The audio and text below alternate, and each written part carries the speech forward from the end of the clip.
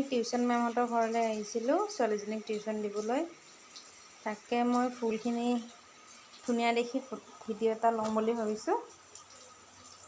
ধুনীয়াকৈ ফুলখিনি ধুনীয়া লাগিছে। টাববিলাক আকৌ ফুলবিলাকো ধুনীয়াকৈ ফুলি আছে।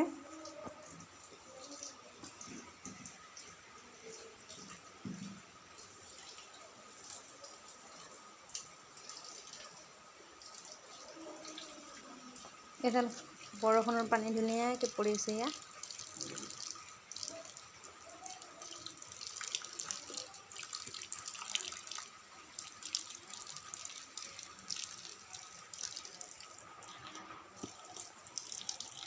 এল'ভেৰা,